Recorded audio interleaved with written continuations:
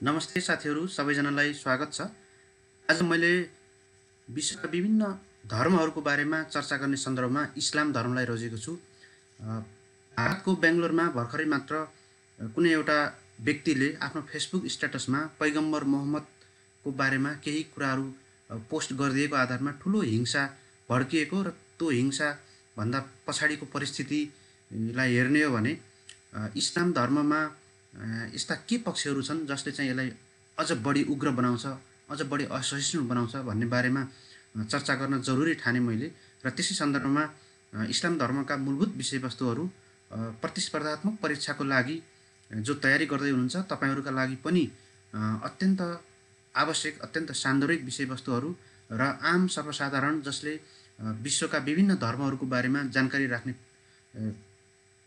राख्नका लागि इच्छा जाहेर गर्दछन् त्यस्ता मान्छेहरूका लागि इस्लाम धर्मको बारेमा विस्तृतमा जानकारी दिने प्रयास मैले गर्नेछु र यसलाई एउटा विशुद्ध एकाडेमिक प्राज्ञिक हिसाबमा मात्र लिनुहुनेछ र यसलाई कुनै धर्म उपर लगाइएको कुनै पनि प्रचार गरिएको अथवा एउटा धर्म र अर्को धर्म उपर कुनै पनि प्रकारको गाली बेइज्जतीको रूपमा नलिनुहोला भन्ने मेरो आग्रह छ। र यसमा जति पनि कुराहरू मैले भन्नेछु त्यो सबै कुराहरू इस्लाम धर्मको महत्त्वपूर्ण ग्रन्थ कुरान, हदिस लगायतका अन्य विभिन्न स्रोतहरूमा जुन पब्लिस भइसकेका छन् तिनी स्रोतहरूलाई मात्रै मैले आधार बनाएको छु। यसमा मैले जे जति कुराहरू भन्दछु त्यो मेरा आफ्ना व्यक्तिगत कुराहरू होइनन्।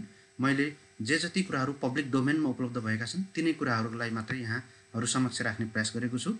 त साथीहरू आउनुहोस् सुरु गरौँ इस्लाम धर्मको आजको यस हाम्रो कक्षामा। इस्लाम धर्म मैले यसभन्दा अगाडि तपाईहरूलाई हिन्दू धर्मको बारेमा जानकारी दिइसकेको छु। यदि तपाईहरूले त्यो भिडियो पढ्नुभएको छैन, भिडियो हेर्न सक्नुभएको छैन भने कृपया खोजेर हेर्नुहोला, मेरो युट्युब च्यानलमा उपलब्ध छ। पूर्वीय धर्महरू अथवा धार्मिक परम्पराहरूमा जसरी ईश्वर र मान्छेहरूको बीचमा चाहिँ विभेद गरिन्न, आत्मा र परमात्मालाई एउटै ठानिन्छ, तर पश्चिमा धर्महरू जो पश्चिमा धर्महरू छन् जसलाई हामी पैगम्बरवादी धर्म भनेर भन्छौँ, यस्ता धर्महरूमा ईश्वर अलग हो, पैगम्बर अलग हुन्छ र मान्छेहरू अलग हुन्छन्। यसरी तीनटा क्याटेगोरीमा राखिएको छ जसलाई चाहिँ स्पष्ट रूपमा देखिने गरेर ईश्वर अलग छ, ईश्वरको कुनै पनि व्यक्तिमा कुनै पनि प्रकारको चाहिँ सम्बन्ध हुँदैन। उसले चाहिँ व्यक्तिहरूलाई कन्ट्रोल गर्ने, व्यक्तिहरूलाई जन्म दिनेदेखि लिएर उसको मृत्युसम्मका कुराहरू चाहिँ कन्ट्रोल गर्छ, तर प्रत्यक्ष रूपमा आत्मा र परमात्मा जस्तो गरेर प्रत्येक व्यक्तिमा ईश्वर हुन्छ भन्ने धारणा पैगम्बरवादी धर्महरूमा हुँदैन। पैगम्बरवादी धर्महरूको सुरुवात चाहिँ सबभन्दा पहिला अब्राहमद्वारा भएको थियो र यही अब्राहम कमन एन्सेस्टरको आधारमा अरू विभिन्न धर्महरूको जन्म भएको पाइन्छ। अब्राहम नै सुरुवातकर्ता भएको र अब्राहमभन्दा पछाडि अन्य विभिन्न व्यक्तिहरूले यी धर्महरूलाई सुरुवात गरेको कारणले यी धर्महरूलाई अब्राहमिक धर्म भनेर भनिन्छ, प्रोफेटिक रिलिजन पनि भनिन्छ, अथवा यिनीहरूलाई पैगम्बरवादी धर्म पनि भन्न सकिन्छ।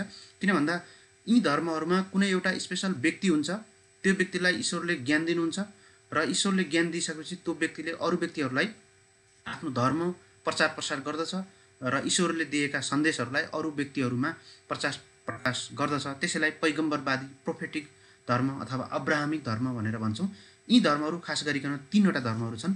सबभन्दा पुरानो अब्राहमिक धर्म यहुदी धर्म हो, त्यसपछि दोस्रो यहुदीभन्दा पछाडि क्रिस्चियन धर्म आयो र क्रिस्चियनभन्दा पनि पछाडि आजभन्दा करिब 1400 वर्ष अगाडि साउदी अरेबियाको मक्का भन्ने ठाउँबाट इस्लाम धर्मको सुरुवात भयो र इस्लाम धर्मभन्दा पछाडि अब्राहमिक धर्ममा अरू कुनै धर्म आउनेवाला छैन। किन भन्दा इस्लामको जुन पैगम्बर मोहम्मद छ, मोहम्मदलाई चाहिँ ईश्वरले अन्तिम पैगम्बरको रूपमा पठाउनु भएको छ। अन्तिम सन्देशवाहक, पैगम्बरको अर्थ सन्देशवाहक हुन्छ, अन्तिम सन्देशवाहकको रूपमा पठाउनु भएको छ र त्योभन्दा पछाडि अन्य कुनै चाहिँ पैगम्बरहरू ईश्वरले छान्नुहुने छैन, अल्लाहले छान्नुहुने छैन। र यसपछिको अब भनेको पृथ्वी ध्वंस हुने मात्रै छ, निकट भविष्यमा तुरुन्तै पृथ्वी ध्वस्त हुनेछ र त्यो ध्वस्त भइसकेपछि फेरि सृष्टिको पुनर्संरचना हुने छैन भन्ने मान्यतामा पश्चिमा धर्महरू खास गरिकन अब्राहमिक अथवा पैगम्बरवादी धर्महरू रहेका छन् र इस्लाम धर्म पनि त्यसैको एउटा अभिन्न अङ्गको रूपमा रहेको छ। इस्लाम धर्मको उदयको बारेमा चर्चा गर्नु पूर्व इस्लाम आजभन्दा करिब 1400 वर्ष अगाडि साउदी अरेबियामा यसको उदय भएको पाइन्छ। त्यसभन्दा अगाडि विश्वमा विभिन्न खालका धर्महरू थिए, जस्तो भारतीय उपमहाद्वीपमा हेर्ने हो भने हिन्दू ट्रेडिसन बौद्ध धर्म थियो, त्यस्तै पश्चिमा जगतमा यहुदी र क्रिस्चियन धर्महरूको विकास भइसकेको थियो। त्यसबाहेकका अन्य विभिन्न चीनमा भएका प्रकृतिवादी धर्महरू र अन्य विभिन्न कबिला धर्महरू पनि थिए। साउदी अरबको मक्का भन्ने ठाउँमा 570 इस्वीमा कुरेश एउटा चाहिँ कबिला, कुरेश कबिलामा मोहम्मद बिन अब्दुल्लाहको जन्म भयो। मोहम्मद बिन अब्दुल्ला नै पछि गएर 40 वर्षको उमेरमा गएर पैगम्बर मोहम्मद बन्न पुगे। 570 इस्वीमा साउदीको मक्कामा जन्मेका मोहम्मद बिन अब्दुल्ला, यो नाम याद गर्नुहोला, मोहम्मद बिन अब्दुल्ला सन् 610मा आफूलाई अल्लाहको सन्देश दिएको उद्घोष गरे र यस धर्मको सुरुवात गरेका पाइन्छ। 610 भन्दा पहिला युरोपमा क्रिस्चियन र यहुदीहरूको वर्चस्व थियो र अरबमा चाहिँ प्यागनिजम भन्ने एउटा धर्म थियो। त्यो प्यागनिजम भनेको हिन्दू धर्म जस्तै धर्म हो जसमा चाहिँ मूर्ति पूजा गरिन्छ र भगवानका विभिन्न खालका मूर्तिहरू बनाएर मूर्ति पूजा गरिन्छ। प्यागनिजम भनेको एउटा पोलिथेइजम हो, धेरै बहुईश्वरवादी धर्म पनि हो। र अहिले जुन मुसलमानहरू हज गर्नका लागि साउदी अरेबियाको मक्कामा जान्छन्, जहाँ एउटा काबा भनेको एउटा ठुलो कालो पत्थर छ, त्यो चाहिँ पैगम्बर जन्मिनुभन्दा अगाडिदेखि नै पुज्दै आएको हो। त्यसैलाई अहिलेसम्म पनि निरन्तरता दिएको पाइन्छ। त्यस्तै त्यहाँ विभिन्न कबिलाहरू थिए। ती कबिला धर्म र क्रिस्चियनिटी र यहुदीको पनि विस्तार हुँदै गरेको अवस्था थियो। मक्काको कुरेश कबिलामा जन्मेका एक सामान्य व्यापारीका छोरा थिए उनी, र उनले चाहिँ 25 वर्षको उमेर हुँदाखेरि एकदमै धनी, त्यहाँको सबसे धनी, एकदमै ठुलो व्यापारी र त्यहाँको एकदमै ठुलो खानदानिया खदिजा नाम गरेकी महिलासँग विवाह गरेका थिए। उनले विवाह गर्दा खदिजाको उमेर चाहिँ 40 वर्षको थियो। पैगम्बर मोहम्मद 25 वर्षको र खदिजा 40 वर्षको उमेरमा उनीहरूको विवाह भएको थियो। विवाह पश्चातको 15 वर्षसम्म पनि मोहम्मदलाई खासै त्यस्तो परिवर्तन केही पनि भएन। तर जब उनी 40 वर्षको उमेर पुगे, 40 वर्षको उमेर पुगिसकेपछि उनले चाहिँ एउटा नयाँ धर्मको सुरुवात गरे र उनमा चाहिँ ईश्वरले, अल्लाहले सन्देशवाहकको रूपमा जिब्रिल नामको एउटा चाहिँ जुन फरिस्ता भन्छौँ, त्यो फरिस्ता चाहिँ पठायो र त्यो फरिस्ता मार्फत सञ्चार गर्यो भन्ने कुरा उनले घोषणा गरे र ईश्वरको सन्देश अब मैले ल्याउँछु, मैले जे बोल्छु त्यो ईश्वरको सन्देशको रूपमा हो भनेर उनले भनिसकेपछि इस्लाम धर्मको त्यहाँदेखि उदय भएको पाइन्छ। इस्लाम वास्तवमा एकल ईश्वरवादी, एउटा मात्र ईश्वर अल्लाह छ र त्यो बाहेक अरू कोही पनि छैन भन्ने एकल ईश्वरवादी मोनोथेइस्टिक धर्म हो। जस्तो यहुदी, क्रिस्चियन र बहुईश्वरवादी मूर्ति पूजक तत्कालीन मक्कावासीहरूसँग लामो सङ्घर्ष, हत्या, धोका र अनेक रक्तरञ्जित तरिकाहरूबाट मोहम्मदले मक्का कब्जा गरेर यस धर्मको प्रचार गरेको पाइन्छ। इतिहासका पानाहरूमा मोहम्मदले लडेका युद्धहरू, मोहम्मदले दिएका धोकाहरू र मोहम्मदका सङ्घर्षका कथाहरूलाई अहिले पनि हामीले सजिलै पढ्न पाउँछौँ। त्यसलाई चाहिँ ती इतिहासलाई इस्लाम धर्मावलम्बीहरूले आफ्नो चाहिँ धर्मसँग जोडिएको एकदमै ठुलो पवित्र पुस्तकको रूपमा उनीहरूले, पवित्र इतिहासको रूपमा उनीहरूले लिन्छन्। मोहम्मदले आफ्नो जीवनमा कैयन विवाह गरे र महिलाहरूलाई यौन दासीका रूपमा पनि राखेका थिए। तत्कालीन अवस्थामा यौन दासीको चलन कबिला समुदायहरूमा थियो, तर पैगम्बर मोहम्मदले नयाँ धर्मको सुरुवात गरे तापनि उनले महिलाहरूलाई बेचबिखन गर्ने, यौन दासीको रूपमा राख्ने प्रथालाई झन बढावा दिए। उनले आफैले पनि कैयन महिलाहरूलाई यौन दासीको रूपमा राखे।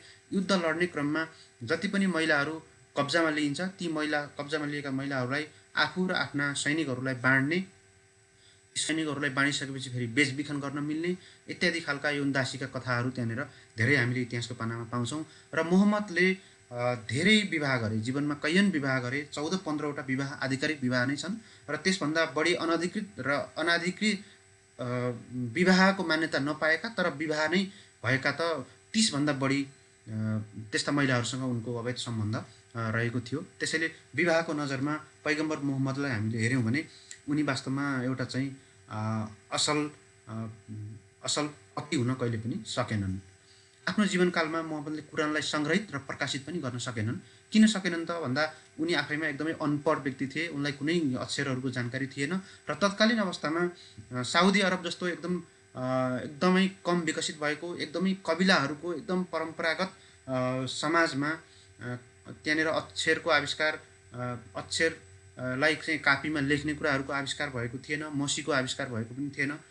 त्यसैले त्यति बेला चीन, भारत जस्ता अरू कयौँ देशहरूमा धेरै ठुलो विकास भइसकेको भए तापनि पढ्ने लेख्ने कुरामा साउदी अरबमा त्यस्तो खालको विकास भइसकेको थिएन। त्यसैले कुरान धेरै पछि लगभग 150 देखि 200 वर्ष पछाडि मात्रै सङ्ग्रहित किताबको रूपमा आएको पाइन्छ। तत्कालीन अवस्थामा कुरान चाहिँ परिस्थिति अनुसार अल्लाहले पैगम्बरलाई सन्देश दिने र त्यो सन्देश चाहिँ पैगम्बरले आफ्ना चेलाहरूलाई सुनाउने र ती पैगम्बरका चेलाहरूले विभिन्न चाहिँ केराको पातमा हुनसक्छ अथवा विभिन्न रुखहरूको वनस्पतिको बोक्रामा हुनसक्छ, त्यहाँनिर लेखेर राख्ने र त्यसलाई याद गर्ने, कण्ठ पार्ने र पछि चाहिँ त्यसलाई सङ्ग्रहित गर्ने काम गरेको पाइन्छ।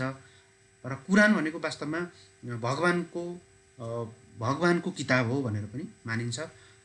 पैगम्बर मोहम्मदको मृत्युको विषयलाई हेर्ने हो भने अत्यन्त विवादास्पद कुरा छ। त्यहाँनिर पैगम्बर मोहम्मदले कयौँ महिलाहरूलाई अपहरण गरेर यौन दासी बनाएको अवस्थामा त्यहाँ एकजना महिलालाई पनि दासी बनाइएको थियो र त्यो महिलाले खानामा विष मिसाइदिएपछि पैगम्बरसँगै खाना खाएको अरू मान्छेहरू तत्काल मरेको अवस्था र त्यसपछि पैगम्बरले थाहा पाइसके पश्चात यसमा विष छ भन्ने कुरा थाहा पाइसके पश्चात मुखमा विष हालिसकेको, तर मुखबाट फेरि विष हो भन्ने थाहा पाइसकेपछि थुकेको कारणले उनलाई विषको प्रभाव अत्यन्त कम परेको र त्यसको 2 वर्षसम्म त्यसै विषको कारणले उनी तडपिनु परेको र त्यसको 2 वर्षपछि ईस्वी सन् 632मा मक्कामा नै उनको मृत्यु भएको पाइन्छ। र ती महिलालाई तैँले यसो किन गरिस् भनेर सोध्ने क्रममा उनले चाहिँ यदि तपाईँ पैगम्बर हो, साँच्चै ईश्वरको मेसेन्जर हो भनेपछि यसमा यो खानामा विष छ भन्ने कुरा तपाईँलाई किन थाहा भएन, त्यसैले तपाईँ पैगम्बरै होइन भन्ने खालको उनले जिद्दी गरेको र उनलाई तत्कालीन अवस्थामा त्यही नै मारिएको अवस्था हामी इतिहासमा पाउँछौँ।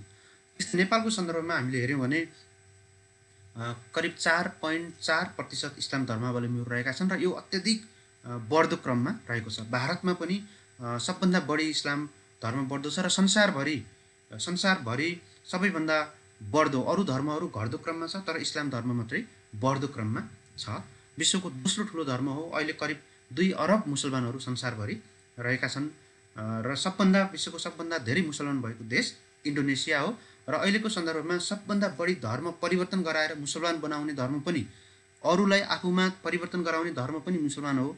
तर मुसलमानबाट अन्य धर्ममा परिवर्तन हुने सबभन्दा कम धर्म पनि मुसलमान नै हो। अर्थात् सबभन्दा बढी अन्य धर्मका मान्छेलाई परिवर्तन गराउने धर्म मुसलमान हो र मुसलमानबाट अन्य धर्ममा सबैभन्दा कम परिवर्तन हुने धर्म मुसलमान हो।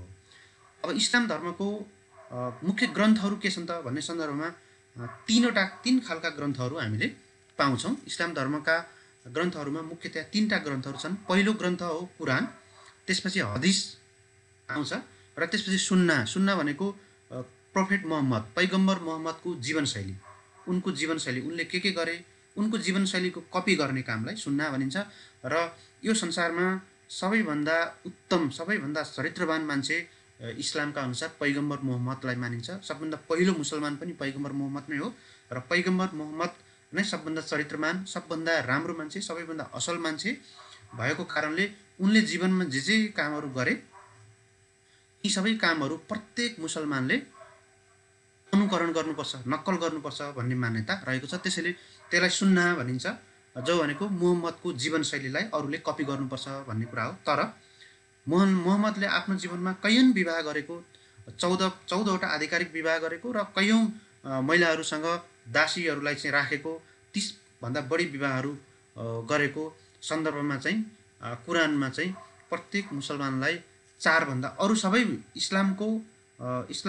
इस्लाम धर्ममा जति पनि मान्ने मान्छेहरू छन् ती सबैलाई मुहम्मदको जीवनशैलीका जुनसुकै कुराहरू कपी गर्ने, तर मुहम्मदले जुन कैयौँ विवाह गरे त्यो कैयौँ विवाह चाहिँ सबै मुसलमानलाई एलाउ छैन। उनीहरूलाई केवल 4वटा मात्रै विवाह एलाउ गरिएको पाइन्छ। अब आउनुहोस् यी सबैको बारेमा चर्चा गरौँ। कुरान भनेको सेन्ट्रल अथोरिटी हो। जस्तो हिन्दू धर्ममा वेद छ, वेदभन्दा माथि कुनै ग्रन्थ हुँदैन, त्यसै गरी इस्लाम धर्ममा सबैभन्दा माथि कुरान हुन्छ। कुरानलाई प्रत्येक मुसलमानले मान्नै पर्छ। कुरान नमान्ने मान्छे मुसलमान हुन सक्दैन। त्यसैले संसारभरिका 2 अर्ब मान्छेहरूले मान्ने एउटै किताब चाहिँ कुरान हो। यसमा चाहिँ भर्सहरू भनिन्छ, जसलाई आयात भनिन्छ, जो श्लोकहरू भन्छौँ हामी, त्यसलाई भर्सहरू अथवा आयात भनिएको छ। हैन। त्यसलाई 6236 वटा आयातहरू छन् त्यहाँ, र कतिपयले चाहिँ 6666 वटा आयात छ भनेर पनि भन्दछन्। किन भन्दा यसमा आधिकारिक कुराहरू छैन।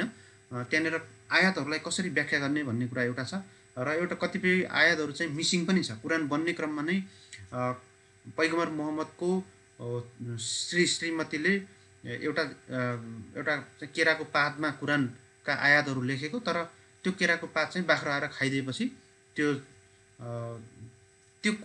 आयातहरू कुरानमा उल्लेख भएको छैन। त्यस्ता मिसिङ आयातहरू पनि छन्। तर जे होस्, हामीले 6236 वटा आयातहरू अथवा त्यहाँ श्लोकहरू अथवा त्यहाँ भनाइहरू छन्, र 6666 वटा छन् पनि भनेर कतिपयले मान्दछन्। च्याप्टरहरू जो छ त्यो च्याप्टरलाई सुरा भनेर भनिन्छ। कुरानका च्याप्टरलाई सुरा भनिन्छ। यो सुरामा एउटा च्याप्टरको नाम हो, र यसमा करिब 114 वटा च्याप्टरहरू त्यहाँनिर रहेका छन्। कुरानलाई सबै मुसलमानहरूले मान्नै पर्ने भएको कारणले कुरानभन्दा माथिल्लो अथोरिटी मुसलमान धर्ममा अथवा इस्लाम धर्ममा छैन। कुरानलाई चाहिँ अल्लाहबाट सोझै प्राप्त भएको अद्भुत किताबको रूपमा लिइन्छ। यसलाई सांसारिक किताबको रूपमा, मान्छेले रचना गरेको किताबको रूपमा लिइँदैन। यो अल्लाहको पासमा, अल्लाहसँग फलामको किताबमा लेखिएर राखिएको किताबलाई नै जेब्रिल नामको चाहिँ फरिस्ताले प्रत्येक पल्ट चाहिँ कुनै च्याप्टर, कुनै चाहिँ भर्सहरू, आयातहरूलाई अल्लाह समक्ष पुर्याउँछ, र अल्लाहले चाहिँ त्यसलाई चाहिँ अरू मान्छेहरू समक्ष पुर्याउँछन्। त्यसैले यसमा लेखिएका कुराहरू फेरबदल गर्न सकिँदैन। यसमा कुरानमा आजभन्दा 1400 वर्ष अगाडि जे कुराहरू लेखिएको छ त्यो कुरा अहिलेको सन्दर्भमा पनि कतिपय विषयहरू असान्दर्भिक हुन सक्छन्। जस्तो म पछाडि आउँछु के कस्ता विषयहरू असान्दर्भिक छन् भनेर। ती असान्दर्भिक विषयहरूलाई पनि रिफर्म गर्ने सम्भावना छैन। किन भन्दा यो त भगवानको किताब हो, अल्लाहको किताब हो। अल्लाहको किताबमा मान्छेले सुधार गर्न सक्दैन। त्यसैले त्यहाँ अल्लाहको किताब कुरानमा जे कुरा लेखिएका छन् त्यसलाई अक्षरशः पालना गर्नुपर्छ। त्यसो भएको कारणले कतिपय विद्वानहरूले के भन्छन् त भन्दा, सबभन्दा नयाँ धर्म चाहिँ इस्लाम हो वास्तवमा समयको आधारमा, तर यसमा सुधार भएको आधारमा सबभन्दा पुरानो धर्म यसलाई मान्नुपर्छ। किन भन्दा यसमा कुनै पनि सुधारको सम्भावना छैन।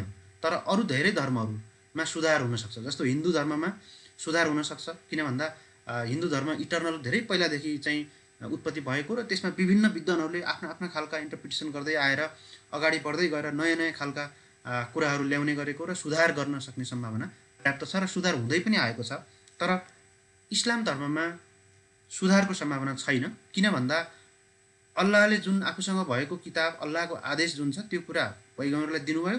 पैगम्बरले दिएको कुरा चाहिँ अरू मुस्लिमहरूलाई दियो। मुस्लिमहरूले, मान्छेले अल्लाहको किताब चेन्ज गर्न सक्दैनन्। त्यसैले मुस्लिम अथवा इस्लाम धर्म चाहिँ बढी रूढिवादी र बढी कट्टर भएको पनि हामी पाउँछौँ।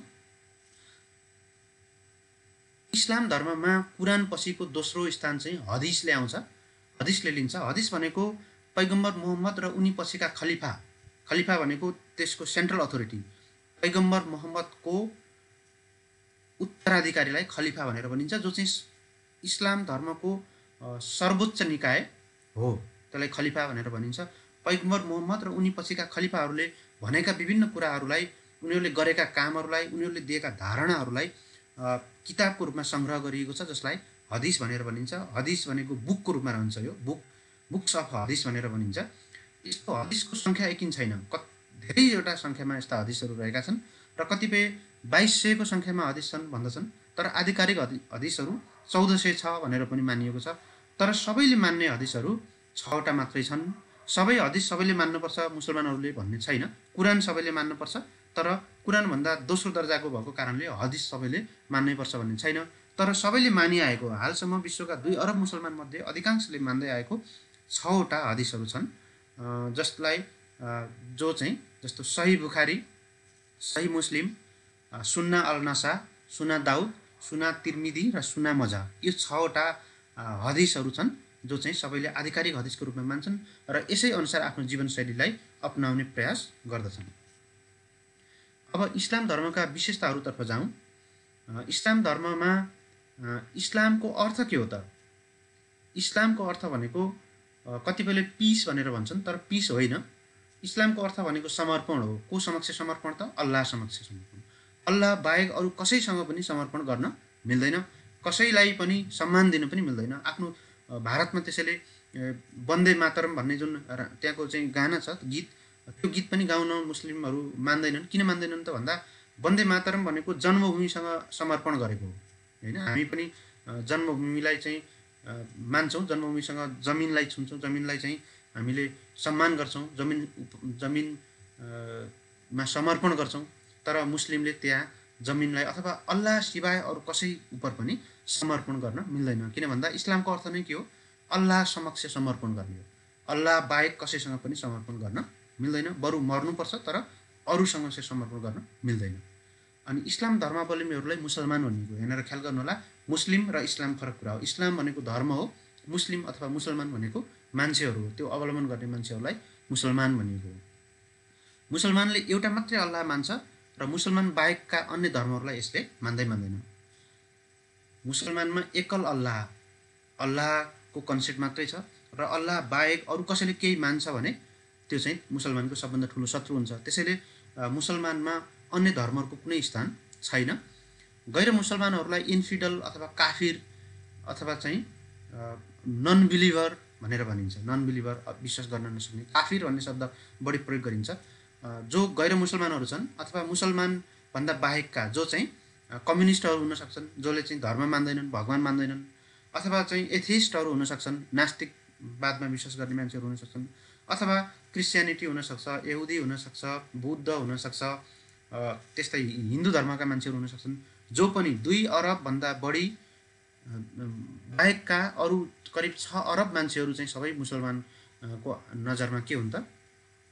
काफिर हुन् है, काफिर हुन् र तिनीहरूलाई अलग तरिकाले ट्रिटमेन्ट गर्नुपर्छ भन्ने कुरा इस्लाम धर्मको ग्रन्थहरूमा लेखिएको पाइन्छ। त्यसैले काफिरहरू र मुमिनहरू, मुमिन भनेको मुसलमानहरू, काफिरहरू र मुसलमानहरूको बिचमा ठुलो अन्तर हुने र ती दुईटाको अधिकार र कर्तव्यहरूको बारेमा ठुलो विभेद चाहिँ मुस्लिम धर्मले नै गरिदिएको कारणले मुस्लिम धर्म चाहिँ बढी अतिवादी, बढी पुरातनपन्थी र बढी असहिष्णु धर्मको रूपमा रहेको छ। र मुसलमानहरूले जहिले पनि ला इलाहा इल्लल्लाह भनेर जुन भगवानको प्रार्थना गर्छन्, अल्लाहको प्रार्थना गर्छन्, त्यो हामी तपाईँले तराईतिर बसोबास गर्नेले त सुन्नुभएकै छ। धेरै जसो ठाउँमा मस्जिदबाट चाहिँ त्यस्तो आवाज आइराखेको हुन्छ। त्यसको अर्थ there is no god but Allah and the Muhammad is the prophet भन्ने हो। र हरेक मुसलमानले मान्ने एउटा महत्त्वपूर्ण मूल मन्त्र भनेको यही नै हो। त्यहाँ कुनै भगवान छैन सिवाय अल्लाह, र पैगम्बर मुहम्मद जुन थिए उनी मात्रै सच्चा पैगम्बर हुन्, भगवानका दूत हुन्, भगवानका मेसेन्जर हुन्। त्यो बाहेकको अरू कुनै पनि कुरालाई मान्न मिल्दैन। त्यसैले हो यही मूल मन्त्रबाट नै असहिष्णु र अन्य विभिन्न चाहिँ असहिष्णुका कुराहरू, इन्टोलरेन्सका कुराहरू, अनएक्सेप्टेन्सका कुराहरू यहीँबाट सिर्जना हुन्छ। किन भन्दा there is no god but Allah, Allah बाहेक अरू कसैले मान्न मिल्दैन र मोहम्मद बाहेक अरू कुनै प्रोफेट होइन भन्ने भएको कारणले यसका धेरै चाहिँ असहिष्णु धर्मको रूपमा विकास भएको हामी पाउँछौँ।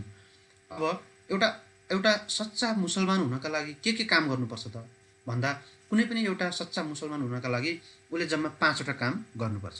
यो 5वटा काम अनिवार्य रूपमा गर्नैपर्छ र यो 5वटा काम यदि कसैले गर्छ र यो बाहेकका अरू जुनसुकै काम पनि, गलत काम पनि गर्छ भने पनि त्यसलाई चाहिँ तौबा मिल्छ। तौबा मिल्छ भनेको त्यसलाई चाहिँ क्षमादान मिल्छ, अल्लाहले क्षमा दिनुहुन्छ। जस्तो कुनै पनि व्यक्तिले दिनमा 5 पटक कुरान पढ्नुपर्छ अनिवार्य रूपमा, अल्लाह उपर पूर्ण विश्वासका साथ समर्पण गर्नुपर्छ र पैगम्बर मोहम्मद पैगम्बरको जुन उनको पैगम्बरी थियो, मेसेन्जर अफ गड थियो, त्यसमा चाहिँ विश्वास गर्नुपर्छ, प्रतिबद्ध हुनुपर्छ। तेस्रो गरिबलाई दान दिनुपर्छ, जसलाई जकात भनेर भनिएको छ। त्यस्तै रोजाको नियमित पालना गर्नुपर्छ। रोजा भनेको व्रत बस्ने हो। सूर्योदयदेखि सूर्यास्तसम्म चाहिँ अनिवार्य रूपमा रमजानको महिना, जुन रमजान महिना छ, त्यो रमजानको महिनाभरिमा व्रत बस्नुपर्छ, जसलाई रोजा भनेर भनिन्छ। त्यो व्रत बस्ने र त्यसपछि मान्छे मुसलमानले आफ्नो जीवनकालमा एकपल्ट मक्काको यात्रा गर्नुपर्छ, जसलाई हज भनेर भनिएको छ। मक्कामा रहेको जुन कालो पत्थर हो, त्यो कालो पत्थर काबा भनेर भनिन्छ, त्यसको चाहिँ दर्शन गर्नुपर्छ एकपल्ट आफ्नो जीवनकालमा भन्ने छ। यो 5वटा काम गर्ने जुनसुकै मान्छे मुसलमान हुन्छ र यो 5वटा काम गरिसकेपछि अरू जतिसुकै कामहरू गरे पनि त्यसलाई चाहिँ माफी मिल्छ। त्यसैले मुसलमान हुनका लागि यो 5वटा कुरा अनिवार्य रूपमा गर्नुपर्छ। अब मुसलमान धर्मको जुन प्रवर्तक थिए, तिनी त पैगम्बर मोहम्मद थिए र उनी सबभन्दा पहिलो मुसलमान पनि उनी थिए र उनभन्दा पछाडि अरू विभिन्न मान्छेहरूले यो धर्मलाई प्रचार प्रसार गरे। किन भन्दा पैगम्बर मोहम्मदले आफ्नो उमेर 40 वर्षको हुँदाखेरि उनले यो धर्मको सुरुवात गरे र उनी 62 वर्षको उमेरमा मरे।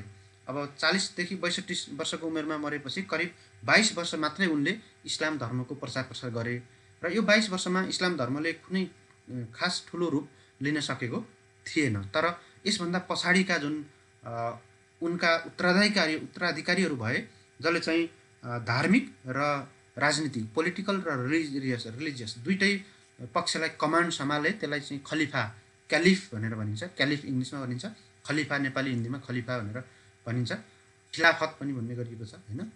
त्यो खलिफाहरूले नै इस्लाम धर्मलाई अगाडि बढाएको पाइन्छ। त्यो इस्लाम धर्मका खलिफाहरूमा मुख्यतया 4वटा नाम चाहिँ बढी महत्त्वपूर्ण छ। जस्तो अबु बकर पहिलो खलिफा हुन्। उनी चाहिँ पैगम्बर मोहम्मदको ससुरा पनि हुन्। पैगम्बर मोहम्मदले अबु बकरको छोरी आयसा, छोरीको नाम थियो आयसा।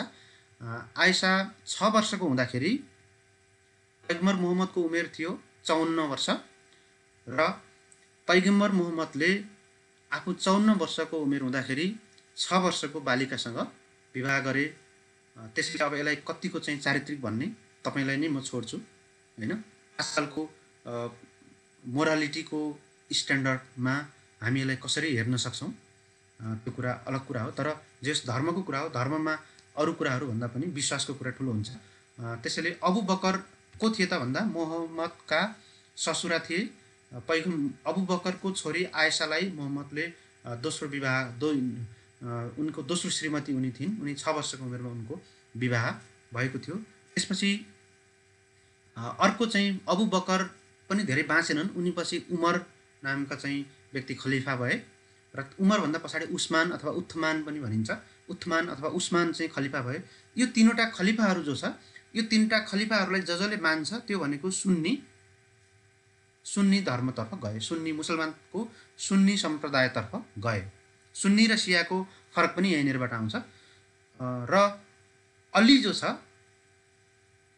त्यो अली चाहिँ चौथो खलिफा हो। तर अली भनेको फेरि पैगम्बर मोहम्मदको ज्वाइँ हो। पैगम्बर मोहम्मदको छोरीको श्रीमान जुन अली थियो, त्यो अली खलिफा, अलीलाई मात्रै मान्ने चाहिँ सिया हो। अलीलाई मात्रै मान्ने सिया हो। अबु बकर, उमर र उस्मान यो तीनटालाई मान्ने चाहिँ सुन्नी हो। किन भन्दा अबु बकर, उमर र उस्मान भनेको जोसुकै मान्छे, अरू बाहिरका मान्छे हो, पैगम्बर मोहम्मदको आफ्नो ब्लड रिलेसनको मान्छे त होइन।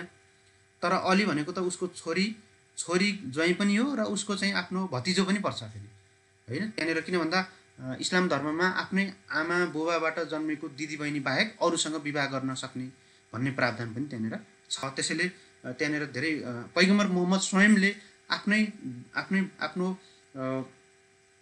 बुहारी पर्नेसँग पनि विवाह गरेका थिए हैन। त्यसले त्यहाँ विवाहका कुराहरूमा धेरै फरक छ, अरू धर्महरूको भन्दा फरक छ। र अलीलाई जसले खलिफा मान्छ त्यो सिया हुन्छ र अली भन्दा अरू व्यक्तिहरू अबु बकर, उमर र उस्मानलाई जसले खलिफा मान्छ तिनीहरू सुन्नी हुन्छ।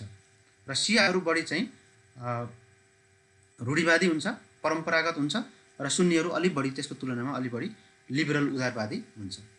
त्यसो भए अब आउनुहोस् मुस्लिमका अथवा इस्लाम धर्मका सम्प्रदायहरूको बारेमा चर्चा गरौँ। मैले भनिसकेँ इस्लाम धर्मका सम्प्रदायहरूमा मूलभूत रूपमा दुईटा सम्प्रदायहरू छ। एउटालाई भन्छौँ सुन्नी र अर्कोलाई भन्छौँ सिया। सुन्नी र सिया अन्तर्गत पनि यसका कैयन चाहिँ अरू उपशाखाहरू रहेको पाइन्छ। समग्रमा करिब 74वटा चाहिँ ब्रान्चहरू इस्लाम धर्ममा छ। तर कुरान अनुसार कुनै पनि इस्लाममा शाखा बनाउन मिल्दैन। इस्लाम भनेको, मुस्लिम भनेको एउटै हुनुपर्छ संसारभरि। त्यसैले मुस्लिम ब्रदरहुड भन्ने कन्सेप्ट पनि विगतमा हामीले सुन्ने गरेका छौँ हैन। जस्तो बोको हराम नाइजेरियाकोले के भन्छ त, मुस्लिम ब्रदरहुड भन्छ। पहिला इजिप्टको राष्ट्रपति नासिरले के भन्थ्यो त 1960को दशकमा भन्दा, उसले पनि मुस्लिम ब्रदरहुड भन्नुपर्छ, अरब पान अरेबियन भन्ने कुरा गर्थ्यो। संसारभरिको इस्लाम जहाँ जहाँ हुन्छ त्यो सबै मान्नेहरू, मुसलमानहरू एउटै हुन् भन्ने खालको त्यस्तो हुनुपर्छ भन्ने हो। तर त्यस्तो नभइकन आफ्नो आफ्नो स्वार्थका लागि जब राजनीतिक रूपमा चाहिँ इस्लामलाई राजनीतिमा प्रवेश गराइयो। त्यसपछि यिनीहरू खास गरिकन सुन्नी र सियामा विभाजन भए। सुन्नी सम्प्रदाय संसारको सबभन्दा ठुलो सम्प्रदाय हो। यसमा करिब 85 देखि 90% मुस्लिमहरू सुन्नी नै छन् र साउदी अरेबियाले जुन धर्मको प्रचार गर्छ त्यो सुन्नी धर्म हो र संसारका मेजोरिटी कन्ट्रीहरूमा सुन्नी सम्प्रदायहरू नै रहन्छन्। सुन्नी र सियाको विभेद चाहिँ खलिफा कसलाई मान्ने कसलाई नमान्ने, कसको नेतृत्वलाई स्वीकार गर्ने कसको नेतृत्वलाई स्वीकार नगर्ने भन्ने कुरा हो। पैगम्बर मोहम्मदको जीवनकालमा सिया र सुन्नी भन्ने कुनै अवधारणा थिएन। उनी मरिसकेपछि उनको ससुरा अबु बकर चाहिँ खलिफा भयो। तर त्यसलाई खलिफा नमानेर, उमरलाई पनि खलिफा नमानेर, उस्मानलाई पनि खलिफा नमानेर कतिपय सम्प्रदायहरूले, कतिपय मान्छेहरूले पैगम्बर मोहम्मदको भतिजो अलीलाई खलिफा माने। जसले अलीलाई माने उनीहरू चाहिँ सिया भए, जसले अबु बकर, उमर र उस्मानलाई माने उनीहरू सुन्नी भए। फेरि सिया र सुन्नीको बिचमा सुरुदेखि नै ठुल्ठुला लडाइँहरू भए। ती लडाइँहरूमा चाहिँ सबभन्दा ठुलो आजकलको इराकमा पर्ने करबलाको लडाइँ भयो। करबलाको लडाइँमा चाहिँ सिया र सुन्नीहरूको ठुलो चाहिँ नरसंहार भयो र त्यो राजनीतिक इस्लामलाई अगाडि बढाउनका लागि उनीहरूले त्यस्तो युद्ध गरेको पाइन्छ। र अलीको पनि हत्या भयो। अलीको छोरा हुसेन र हसन दुईवटा थिए, उनीहरूको पनि हत्या भयो। यसरी हत्याको श्रृङ्खला पैगम्बर मोहम्मदको पालादेखि नै सुरुवात भएको पाइन्छ। त्यहाँ मार्ने र मर्ने भनेको ईश्वरको नाममा मार्ने र ईश्वरकै नाममा मर्ने, अल्लाहका नाममा मार्ने र मर्ने भनेको एकदम सामान्य मानिन्छ। किन भन्दा पैगम्बर मोहम्मदले पनि धेरै मान्छेहरूलाई मारेर यो धर्मको स्थापना गरेका हुन्। र त्यसपछिका सिया र सुन्नीका विश्वव्यापी रूपमा भएका लडाइँहरू, झगडाहरू, अहिलेको चाहिँ आइएसआईका कुराहरू होइन, यी सबै कुराहरूमा गर्दाखेरि मार्ने कुराहरू धेरै चाहिँ त्यहाँनिर देखिएको पाइन्छ र सिया सुन्नीको द्वन्द्व पनि त्यहीँबाट आएको छ। सबैभन्दा कट्टर सम्प्रदायका रूपमा चाहिँ वाहाबी छ। त्यो वाहाबी चाहिँ साउदी अरेबियाले जुन प्रचार गर्छ विश्वव्यापी रूपमा मदरसाहरू मार्फत, त्यो चाहिँ वाहाबी रहेको छ। र डाक्टर जाकिर नायक चाहिँ यही वाहाबीको सबभन्दा ठुलो समर्थक, सबभन्दा ठुलो प्रचारकको रूपमा अहिले आएको छ। भारतमा देवबन्दी र बरेलवी जस्ता थप सम्प्रदायहरू विकसित भएर आएको अगाडि पाउँछौँ। ती सबै सुन्नी सम्प्रदाय अन्तर्गत पर्दछन्। र अर्को छ ठुलो सम्प्रदाय सिया हो। यो सिया केवल विश्वमा 10 देखि 15% मात्र छ। यिनीहरू चाहिँ पैगम्बर पछिको उत्तराधिकारीको रूपमा मोहम्मदको आफ्नै वंशजलाई मात्रै मान्छन्। त्यो वंशजमा चाहिँ भतिजो र ज्वाइँ अली र उनका सन्तान हुसेन र हसनलाई मान्दछन्। सिया सम्प्रदायको बाहुल्यता चाहिँ इरान, इराक, सिरिया र केही मात्रामा यमनमा चाहिँ छ। तर सबभन्दा ठुलो सिया सम्प्रदायको बाहुल्यता भनेको इरान हो। इराकमा पनि लगभग ठुलो सङ्ख्यामा सिया सम्प्रदायहरू छन्। सिरियामा पनि केही मेजोरिटी त नभनौँ, केही ठुलो सङ्ख्यामा सियाहरू छन् र अन्य देशहरूमा धेरै कम सङ्ख्यामा सियाहरू पाउँछौँ। यो बाहेकका इस्लामका अन्य शाखाहरू छन्, जस्तो कि अहमदिया भनेर भन्छौँ। अहमदिया भनेको जस्तो अहिलेको पाकिस्तान र पहिलाको चाहिँ जुन ब्रिटिस इन्डिया थियो, त्यो ब्रिटिस इन्डियाको चाहिँ भारतमा जुन ब्रिटिस इस्ट इन्डिया कम्पनी थियो, त्यो भारतको पन्जाब प्रान्तमा एकजना चाहिँ व्यक्ति जन्मेर उसले चाहिँ मैले पनि अल्लाहसँग सम्पर्क गरेँ, म पनि एउटा चाहिँ पैगम्बर जस्तै हो, मैले पनि पैगम्बर रूपमा मलाई मान्नु पर्यो र यो फलो गर्नु पर्यो भन्ने अल्लाहको आदेश छ भनेर उसले भनिसकेपछि उसको एउटा नयाँ सम्प्रदायको जन्म भयो, जसलाई अहमदिया भनेर भनिन्छ। अब यो अहमदिया जुन पाकिस्तानमा छ अहिले र त्यो पाकिस्तानको अल्पसङ्ख्यक समुदाय हो। पाकिस्तानको संविधानले अहमदियालाई इस्लाम होइन भनेर डिफाइन गरेको छ। कुनै पनि संसारको यस्तो संविधान जहाँ चाहिँ संविधानमा नै यो सम्प्रदाय इस्लाम होइन भनेर लेखिएको छ भने त्यो पाकिस्तानको संविधानमा हो।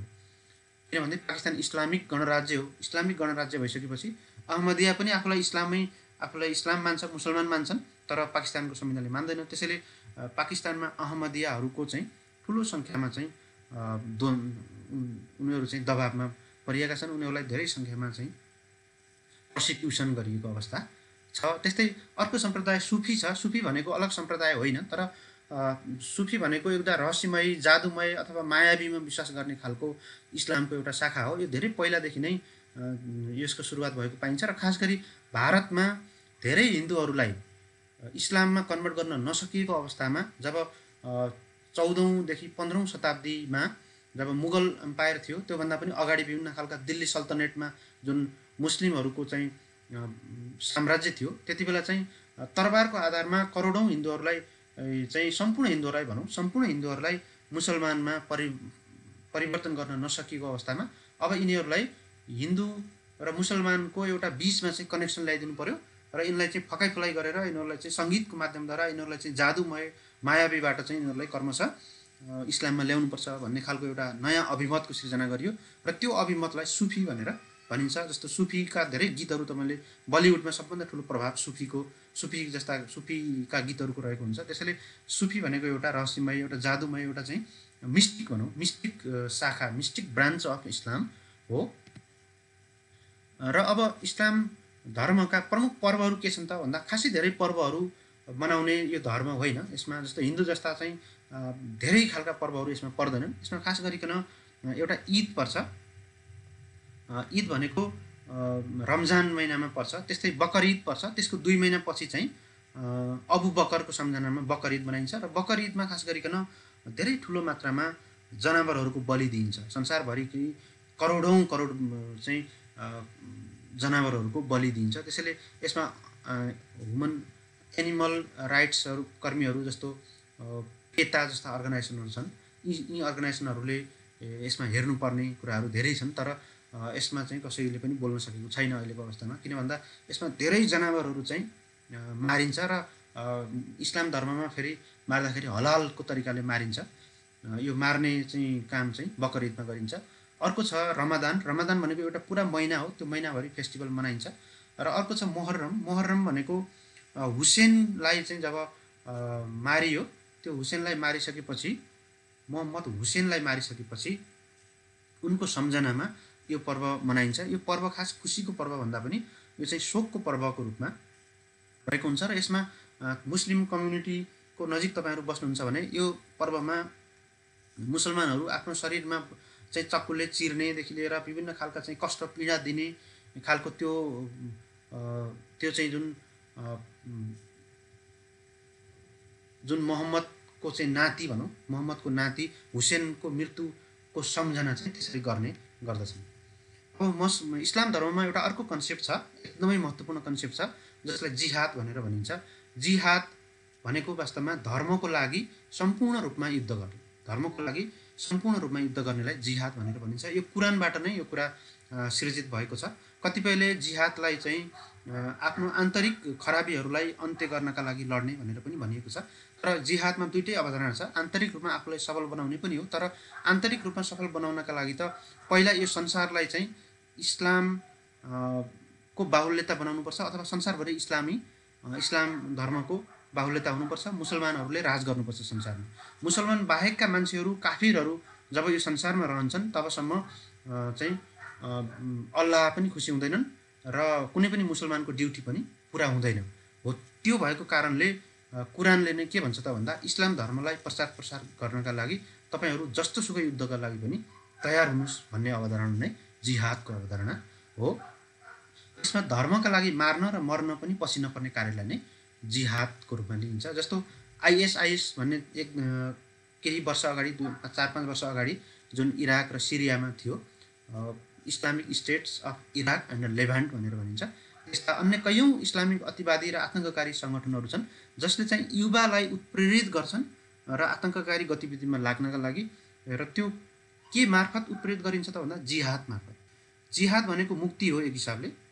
त्यो मुक्ति भनेको जिहादमा गएर धर्मका लागि यदि कसैले आफ्नो जीवनलाई, प्राणलाई दान गर्छ, आफ्नो जीवनको चाहिँ धर्मको प्रसार गर्ने क्रममा आफू मर्छ भने त्यो चाहिँ परीहरू आएर परीहरूले त्यसका घाउहरू सब सफा गरेर त्यसलाई चाहिँ सिधै माथि अल्लाहको चाहिँ स्वर्गमा लैजान्छ भन्ने अवधारणा चाहिँ छ। त्यसैले जिहाद भनेर भनिन्छ। त्यो अवधारणा भएको कारणले धेरै युवाहरू चाहिँ जिहादी बन्यो भन्ने कुराहरू सुनिन्छ नि। बलिउडको मुभीहरू हामीले हेर्छौँ भने त्यहाँ त्यस्तो प्रकारका टेरोरिस्टका जुन घटनाहरू देखाइन्छ। त्यो जिहाद भनेको एउटा त्यो अवधारणा हो। जस्तो एउटा छ अर्को गजवा ए हिन्द भन्ने अवधारणा छ। त्यो भनेको गजवा ए हिन्द भनेको खास गरी पाकिस्तानबाट बेला बेलामा यस्ता कुराहरू सुन्ने गरिन्छ। मुस्लिम कोही पनि मान्छेले गजवा ए हिन्द भनेको भारतलाई जबसम्म पूर्ण रूपमा हिन्दूबाट हटाएर त्यसलाई पूर्ण रूपमा इस्लामिक स्टेट बनाइदिएन तबसम्म भारत विरुद्धको लडाइँ चाहिँ हाम्रो जारी राख्नुपर्छ भन्ने अवधारणा नै गजवा ए हिन्द हो। यही गजवा ए हिन्द अन्तर्गत नै पैगम्बर मोहम्मदको मृत्युपछि नै मोहम्मद बिन कासिम आएर भारतमाथि ठुलो तहस नहस पुर्यायो र त्यसपछि पनि दिल्ली सल्तनतमा र मुगल एम्पायरमा र त्यसपछि पनि अन्य कैयन जस्तो भारत पाकिस्तानको विभाजनदेखि अहिलेसम्मको जुन हिन्दू र मुस्लिमहरूको विवाद छ त्यो विवादको एउटा ठुलो जग चाहिँ गजवा ए हिन्दको रूपमा आउँछ। त्यस्तै इस्लाममा अर्को एउटा रमाइलो अवधारणा छ, त्यो भनेको हराम र हलालको अवधारणा छ। हलाल भनेको त्यस्तो हो जसले चाहिँ अनुमति दिन्छ, केही पनि काम गर्न मिल्छ, कुरानले अनुमति दिन्छ भने त्यो चाहिँ हलाल हो। तर हराम भनेको त्यो हो जसलाई चाहिँ वर्जित गरिएको छ, फर्बिडन भनौँ, प्रोहिबिटेड कुनै पनि कुराहरू गर्नका लागि वर्जित गरिएको छ भने त्यो कामलाई हराम भनिन्छ। र मुसलमानले हरामको चाहिँ बहुत ख्याल गर्नुपर्ने हुन्छ, किन भन्दा प्रत्येक मुसलमानले के गर्न हुने र के गर्न नहुने भन्ने कुरा कुरानमा स्पष्ट रूपमा लेखिएको छ। त्यो लेखिएका कुराहरू चाहिँ यदि त्यहाँनिर वर्जित छ भने त्यसलाई चाहिँ पूर्ण रूपमा वर्जितै गर्नुपर्छ। जस्तो सङ्गीत चाहिँ मुखले बोल्न चाहिँ मिल्छ, तर म्युजिक बजाएर चाहिँ सङ्गीत चाहिँ गाउन मिल्दैन। सङ्गीतको प्र्याक्टिस गर्नु इस्लाममा हराम मानिन्छ अथवा वर्जित छ। त्यस्तै अभिनय गर्नु पनि के हो त, हराम हो, हराम भनेको वर्जित हो। त्यस्तै परिवार नियोजनका साधनहरूको प्रयोग पनि नगर भन्ने कुराहरू छ। त्यसैले संसारमा सबभन्दा बढी वृद्धि दर भएको धर्म चाहिँ इस्लाम धर्म नै हो, किन भन्दा उनीहरूमा जन्म दर, प्रजनन दर अत्याधिक धेरै छ, किन भन्दा परिवारको नियोजनको साधनको प्रयोग चाहिँ त्यहाँनिर गरिँदैन। त्यस्तै श्रृङ्गार, अनि महिलाहरूले जुन श्रृङ्गार गर्छन् त्यो श्रृङ्गार पनि हरामको रूपमा लिइन्छ। त्यसैले मुस्लिम महिलाले कोही पनि श्रृङ्गार गर्ने एकदमै राम्रो चाहिँ कपडाहरू लगाएर त्यसले चाहिँ विभिन्न खालका चाहिँ गरगहनाहरू, ज्वेलरीहरू लगाउने, होइन, विभिन्न प्रकारका चाहिँ पर्फ्युमहरू गर्ने, त्यस्तो प्रकारको काम चाहिँ पूर्ण रूपमा वर्जित गरिएको छ। त्यस्तै सुँगुरलाई पनि एकदम हराम मानिन्छ। त्यो किन मानिन्छ भन्ने अलग सन्दर्भ छ, म यहाँनिर गइनँ। तर सुँगुर पनि के हो त, एउटा हराम हो। सुँगुरको मासु खान हुँदैन, सुँगुरसँग कुनै सम्बन्ध राख्न हुँदैन, सुँगुर को नजिक जानु, सुँगुरलाई छुनु भनेको एकदमै ठुलो हराम हो। त्यस्तै झट्का मासु पनि खानु हुँदैन। झट्का भनेको एकैचोटि काटेको मासु हुन्छ, त्यो पनि खानु हुँदैन, हलाल गरेर चाहिँ काटेर मासु खानुपर्छ। त्यस्तै ब्याज लिनु र दिनु पनि इस्लाम धर्ममा हराम हो। त्यसैले वास्तवमा इस्लाम धर्ममा ब्याजको कुरै आउँदैन। ब्याज जसले लिन्छ, सुद भनेर भनिन्छ, सुद जसले लिन्छ दिन्छ त्यो चाहिँ पतित हो, त्यो चाहिँ हराम हो, त्यो चाहिँ असल मुसलमान हुँदै होइन।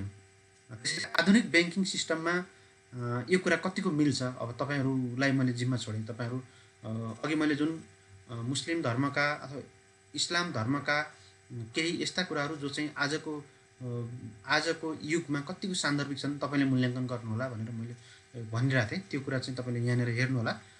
जस्तो मूर्ति तथा फोटो, मूर्ति बनाउन पनि मिल्दैन। त्यसैले पाकिस्तानमा कयौँ बुद्धका मूर्तिहरू तोडफोड गरिएको छ। देखियो कि मूर्ति तोडफोड गरिदिनुपर्छ, त्यो मुसलमानको धर्म नै हो। त्यस्तै अफगानिस्तानको बेमियान प्रान्तमा कैयन बुद्धका मूर्तिहरू थिए है। अफगानिस्तान आजभन्दा 1400 वर्ष अगाडि एक हिसाबले बुद्धिज्मको फलो गर्ने कन्ट्री थियो, त्यसैले त्यहाँ धेरै ठुला बुद्धका मूर्तिहरू थिए। त्यसैले संसारमा जति पनि मूर्तिहरू छन् त्यो सब मूर्तिहरू मुसलमानले तोड्नुपर्छ।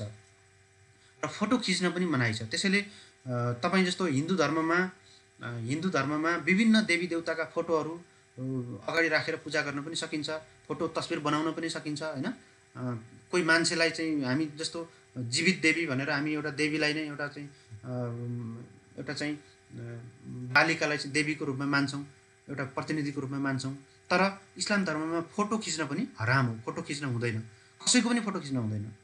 त्यसैले कुनै पनि इस्लामिक कन्ट्रीहरूमा ठुला सभा हलहरूमा पछाडिपट्टि आफ्ना पुराना विगतका ठुला बडा मान्छेहरूको फोटो चाहिँ राखिँदैन त्यहाँ है। जस्तो हाम्रो प्रधानमन्त्री कार्यालयमा राष्ट्रपतिको फोटो पछाडि राखिन्छ, तर इस्लाममा त्यस्तो हुँदैन, किन भन्दा फोटो भनेको हराम हो, फोटो राख्न मिल्दैन। जस्तो मूर्ति पूजालाई शिर्क भनेर भनिन्छ। शिर्क भनेको एउटा अर्को अवधारणा छ। शिर्क भनेको ठुलो अपराध हो। कसैले मूर्ति पूजा गर्छ भने त्यो ठुलो अपराध गरेको। त्यसैले हिन्दू धर्मावलम्बीहरू सबै एउटा असल मुसलमानको नजरमा सबभन्दा ठुलो अपराधीहरू हुन्, किन भन्दा उनीहरूले शिर्क गरिरहेका छन्। शिर्क भनेको इस्लाम ट्रेडिसनमा चाहिँ सबभन्दा ठुलो अपराध हो। सबैभन्दा ठुलो अपराध ज्यान जस्तो मृत्युदण्डको सजाय दिनुपर्ने अपराध हुनसक्छ कुनै, होइन।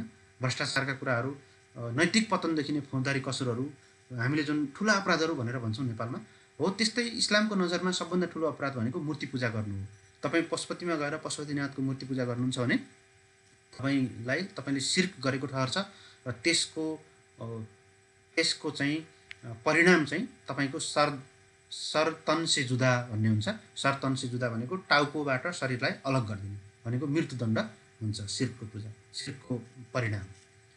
अब केही अन्य पक्षहरूको बारेमा चर्चा गरौँ।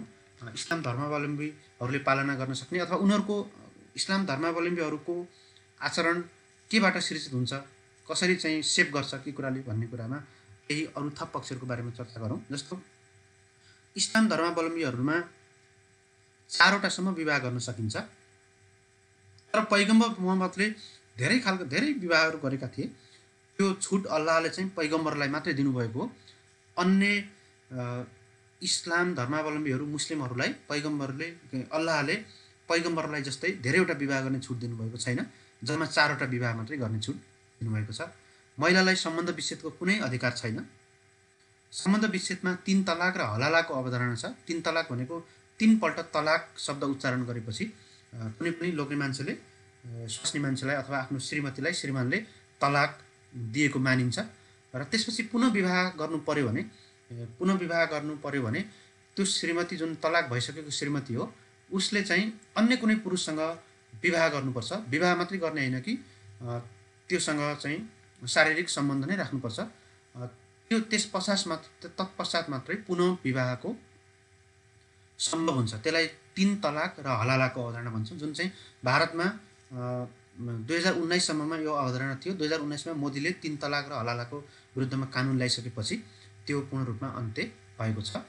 त्यस्तै महिलालाई साँच्चीको रूपमा चाहिँ प्रमाण मान्दाखेरि आधा प्रमाण मात्रै मान्नुपर्ने भन्ने छ। महिलालाई पुरा अदालतमा कुनै कुरा चाहिँ साँच्चीको रूपमा महिलालाई पेश गर्नु पर्यो भने इस्लामिक देशहरूमा महिलालाई आधा साँची मात्रै मानिन्छ, पुरा साँची मानिँदैन। त्यसैले यदि 4 जना पुरुषहरू छन् भने 4 जना पुरुषहरू एकातर्फ छन्, एउटाको साँच्चीको रूपमा छन् भने त्यसलाई जित्नका लागि, त्यो बराबर हुनका लागि 8 जना महिला चाहियो। किन भन्दा 2 जना महिला बराबर 1 जना पुरुष मानिन्छ इस्लाम धर्ममा। त्यस्तै महिलालाई पैतृक सम्पत्तिमा आधा मात्रै अधिकार, पुरा अधिकार दिन मिल्दैन, आधा अधिकार मात्रै दिनुपर्ने भन्ने अवधारणा छ। जस्तो अर्को अवधारणा छ, काफिरहरू सबै नर्क अथवा जहन्नुममा जाने सुनिश्चित छ। जहन्नुम भनेको वास्तवमा नर्क हो र काफिरहरू भनेको गैर मुस्लिमहरू, मुसलमान बाहेकका अरू, अहिलेको जस्तो विश्वमा 2 अरब बाहेकका अरू 6 अरब मान्छेहरू जति छन्, ती सबै मान्छेहरू काफिर हुन् र ती सबै काफिरहरूको अन्तिम गन्तव्य भनेको नर्क नै हो। नर्कलाई अरबी भाषामा जहन्नुम भनेर भनिन्छ। नर्कमा उनीहरू सिधै जाने। जस्तो जतिसुकै राम्रो काम गरेको भए तापनि यदि ओ मुसलमान होइन भने उसको जाने ठाउँ भनेको नर्क नै हो। जस्तो उदाहरणको लागि लिनुहोस् महात्मा गान्धी संसारले मानिआएको एकदमै महान व्यक्तित्व हुनुहुन्छ, तर इस्लाम धर्ममा कुरानका अनुसार चाहिँ महात्मा गान्धी अहिले चाहिँ नर्कमा गएर बसिराख्नु भएको होला। किन भन्दा उहाँ मुसलमान हुनुहुन्न, उहाँ काफिर हो र काफिर चाहिँ के हुन्छ त, काफिरको अन्तिम गन्तव्य कहाँ हो त? नर्क हो। स्वर्गमा जाने कुनै सम्भावना छैन। अल्लाहले काफिरहरूका लागि नर्कको बाटो नर्कतिर पठाउनुहुन्छ, स्वर्गमा कहिले पनि पठाउनुहुन्न। त्यसैले कोही पनि मान्छे स्वर्ग जानु पर्यो भने त्यो चाहिँ मुसलमान मात्रै जानु पाउँछ, अरू कुनै पाउँदैन। त्यसैले जो नर्क जान्छ त्यो भनेको काफिरहरू हुन् तिनीहरू। होइन, स्वर्गको मुख्य आकर्षण के छ त? फेरि अर्को रमाइलो पक्ष छ। स्वर्गमा मुख्य आकर्षण भनेको 72वटा सुन्दरीहरू त्यहाँ उपलब्ध छ है। प्रत्येक मान्छे चाहिँ स्वर्गमा जब चाहिँ जिहादी चाहिँ धर्मको प्रचार गर्ने क्रममा लडेर चाहिँ स्वर्गमा जान्छ, तब त्यो लडेर स्वर्गमा गइसकेपछि उसले पाउने सबभन्दा चाहिँ ठुलो पक्ष भनेको त्यहाँ 72वटा सुन्दरीहरू पाउँछ। 72 परीहरू, हुर्रेहरू भनिन्छ, 72वटा परीहरू त्यहाँनिर पाउँछ। तर महिलाहरू स्वर्गमा गयो भने के पाउने त भन्ने कुरा चाहिँ यहाँनिर लेखिएको छैन। यहाँनिर कुरानमा कुनै त्यस्ता कुराहरू छैनन्। त्यसैले खास गरिकन स्वर्ग भनेको पुरुषका लागि बनाइएको छ। किन भन्दा स्वर्गमा धेरै व्याख्याहरू गरिएको छैन। स्वर्गमा 72वटा सुन्दरीहरू प्रत्येक मान्छेलाई उपलब्ध हुन्छन् भनिएको छ। त्यसैले स्वर्गको परिकल्पना चाहिँ इस्लामिक लिटरेचरहरूमा अथवा कुरानमा, अल्लाहको किताब, अरेबियाका चाहिँ पैगम्बरले चाहिँ ल्याएको किताबमा चाहिँ स्वर्गको परिकल्पना चाहिँ खास गरी पुरुषहरूका लागि हो भनेर अनुमान गर्न सहजै सकिन्छ। त्यस्तै जिहादमा मरेको जो मान्छे छ, जो मुसलमान छ, त्यो सिधै स्वर्ग जान्छ भन्ने छ र स्वर्ग जान्छ भन्ने छ। त्यस्तै पृथ्वी स्वर्ग चाहिँ जुन छ त्यो पृथ्वीको पृथ्वीमाथि 7वटा आकाश छन् र त्यो 7वटा आकाश माथि स्वर्ग छ भन्ने उसको अवधारणा छ। अल्लाहले 6 दिनमा पृथ्वी बनाएको होइन, यो कायनात भन्ने यो विश्व ब्रह्माण्ड जुन छ यसलाई 6 दिन लगाएर बनाएको हो भन्ने अवधारणा छ। र पृथ्वी चाहिँ गोलो छ भन्ने अवधारणा छ। फेरि कुरानमा पृथ्वी चाहिँ चेप्टो छ, पृथ्वीलाई चाहिँ कार्पेट जसरी बिछाइदिएको छु मैले तिमीहरूलाई, तिमी मुस्लिमहरू बस्नका लागि मैले पृथ्वी चाहिँ कार्पेट जस्तो चाहिँ बनाएर बिछाइदिएको छु भन्ने छ। त्यस्तै सूर्य चाहिँ हिलोमा गएर डुब्छ भन्ने छ। सूर्यले फेरि पृथ्वीलाई परिकल्पना गर्छ भन्ने छ। पृथ्वीले सूर्यलाई परिकल्पना गर्छ भन्ने त्यहाँनिर छैन। त्यसैले धेरै कुराहरू त्यहाँनिर विवादास्पद कुराहरू पनि रहेका छन्। जस्तो अल्लाहले मानिसका लागि मात्र अन्य जनावर बनाएको हो, त्यसैले अन्य जनावरहरू उप मान्छेको सम्पूर्ण रूपमा अधिकार स्वतः सिर्जना छ।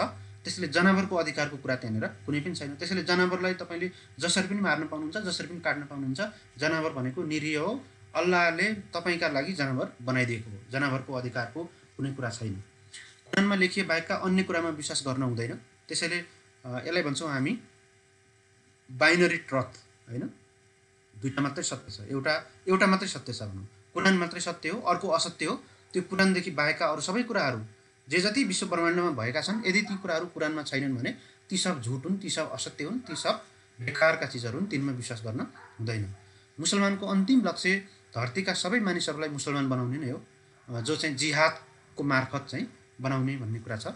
काफिरहरूसँग जस्तोसुकै लडाइँ पनि जायज हुन्छ भन्ने कुरा छ। जस्तो विभिन्न धर्महरूमा, विभिन्न लिटरेचर धर्मका ट्रेडिसनहरूमा चाहिँ थियोलोजीहरूमा चाहिँ युद्ध कस्तो जायज हुन्छ, जस्ट वार भनेर भन्छौँ, न्यायपूर्ण युद्ध कस्तो हो भन्ने कुरा चाहिँ लेखिएको पाइन्छ।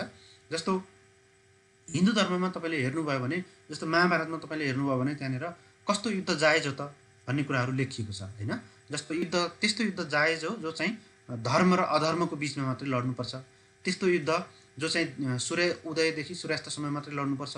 त्यस्तो युद्ध जहाँ महिला, माइनोरिटिज, बुढाहरू र निर्बलहरूको विरुद्धमा कुनै पनि लडाइँ लड्न हुँदैन। त्यस्तो युद्ध जहाँ चाहिँ आत्मसमर्पण गरिसकेको सिपाहीलाई हमेसा बचाउनुपर्छ। युद्ध भनेको अन्तिम विकल्प मात्रै हो, पहिला वार्ता गर्नुपर्छ, इत्यादि धेरै कुराहरू म यसको बारेमा अरू थप भिडियो मार्फत तपाईँहरूलाई चर्चा गर्नेछु। विभिन्न धर्महरूमा युद्धका नियमहरू के छन् र अहिले हामीले अवलम्बन गरेको विश्वको युद्धको नियम के हो, त्यो विषयमा म थप चर्चा गर्नेछु।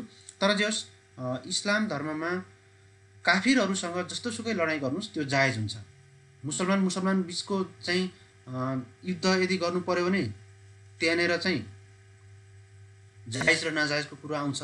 तर यदि कुनै पनि मुसलमानले गैर मुसलमानसँग लडाइँ गर्छ भने त्यो जस्तोसुकै प्रकारको लडाइँ किन नहोस् त्यो चाहिँ जायज हुन्छ। जस्ट वार, न्यायपूर्ण वार भनेको यदि मुसलमानले गैर मुसलमान काफिर, मुसलमानभन्दा बाहेकका अरू मान्छेहरूसँग लडाइँ गर्नु जायज हो भन्ने प्रसङ्ग त्यहाँनिर छ। त्यस्तै काफिरका महिलाहरूलाई दासी बनाउन पाउँछ भन्ने छ। त्यसैले पहिला जस्तो मोहम्मद बिन कासिम होइन, अरू मोहम्मद गजनी लगायतका अरू जो मान्छेहरू, जो मुसलमानहरू इराक र पर्सिया, अफगानिस्तानबाट भारतमा आउँथे र त्यहाँ ठुलो तहस नहस गर्थे र त्यहाँका सुन्दर महिलाहरूलाई, राजा महाराजाका छोरी श्रीमतीहरूलाई उनीहरूले चाहिँ त्यहाँ दासी बनाएर लैजान्थे। हजारौँको सङ्ख्यामा कैयन गाडाका गाडा चाहिँ महिलाहरूलाई दासी बनाएर ल्याउँथ्यो। त्यसैले यो धर्मको बेसिक फिलोसफीमा नै महिलाहरू जो काफिरका महिलाहरू छन्, जो गैर इस्लामका महिलाहरू छन्, तिनीहरूलाई दासी बनाउन पाउँछ भन्ने अवधारणा छ। त्यस्तै आफ्नै आमाबुबाट जन्मेका भाइ बहिनी बाहेक अन्यमा विवाह गर्न मिल्छ भन्ने कुरा पनि त्यहाँनिर छ। विवाहको सन्दर्भमा पैगम्बर मोहम्मदले आफ्नै बुहारीसँग पनि विवाह गरेका थिए। त्यसैले विवाहको सन्दर्भमा पनि अलग परम्परा चाहिँ इस्लाम धर्ममा हामी पाउँछौँ। मोहम्मद अन्तिम पैगम्बर भएकाले अरू कसैले पैगम्बरी दाबी गर्न नसक्ने अथवा सुधारका सम्पूर्ण सम्भावनाहरू यहाँनिर बन्द गरिदिएको हामी पाउँछौँ। किन भन्दा पैगम्बर मोहम्मद जो थिए उनै अन्तिम हुन्, त्योभन्दा पछाडि यो विश्वको नाश मात्रै सम्भव छ, अरू कुनै ईश्वरबाट मेसेज आउनेवाला छैन। त्यसैले कसैले पनि सुधार गर्न पाउँदैन, किन भन्दा च्याप्टर क्लोज भयो। त्यसैले द सिल्ड नेक्टार भनेर भनिन्छ होइन, द सिल्ड नेक्टार मोहम्मद भनेको अन्तिम चाहिँ यस्तो मसिहा हुन्, उनले चाहिँ ईश्वरबाट आउने सबै प्रकारका सन्देशहरूलाई अन्त गरिदिए। त्यसपछि कुनै पनि ईश्वरको अल्लाहको तर्फबाट कुनै पनि सन्देश आउन सक्दैन। पृथ्वी निकट भविष्यमा समाप्त हुन्छ र त्यसपछि नयाँ पृथ्वीको सिर्जना हुँदैन। स्वर्ग जानेहरू सधैँका लागि स्वर्गमा जान्छन् र नर्क जानेहरू सधैँका लागि नर्कमा जान्छन् भन्ने खालको कन्सेप्ट इस्लाम धर्ममा छ। साथीहरू, आज मैले इस्लाम धर्मका केही खास सैद्धान्तिक पक्षहरूको बारेमा तपाईँहरूलाई जानकारी दिने प्रयास गरेँ। यो इस्लाम धर्मका जति पनि कुराहरू छन् हाम्रो सन्दर्भमा मेजोरिटी हिन्दुइजम भएको सन्दर्भमा कतिपय कुराहरू नमिल्ला छन्, तर यो धर्म हो, यो विश्वास हो।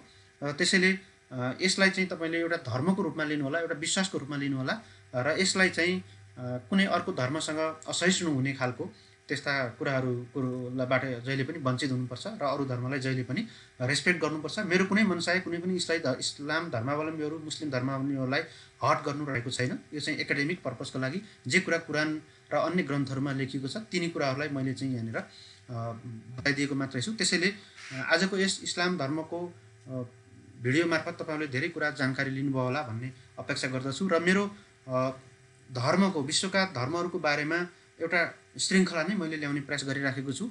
मैले हिन्दुइजमको बारेमा बताइसकेँ, त्यस्तै इस्लामको बारेमा आज बताएँ र यसपछिका अरू भिडियोहरूमा मार्फत म तपाईँहरूलाई विभिन्न खालका अन्य विश्वका धर्महरूको बारेमा चर्चा गर्नेछु र यो श्रृङ्खलालाई मैले निरन्तरता दिनेछु। यति भन्दै तपाईँहरू सबै मेरो युट्युब च्यानलमा जोडिनु भएको छ, मलाई माया गर्नुभएको छ, यसका लागि म धन्यवाद दिन चाहन्छु र अझै पनि माया बढाउनु होला, त्यसका लागि सब्सक्राइब र सेयर बढाइदिनु होला भन्ने मेरो आग्रह छ। त यति आग्रहका साथ म बिदा हुन्छु। सबैजनालाई नमस्कार, बाई बाई।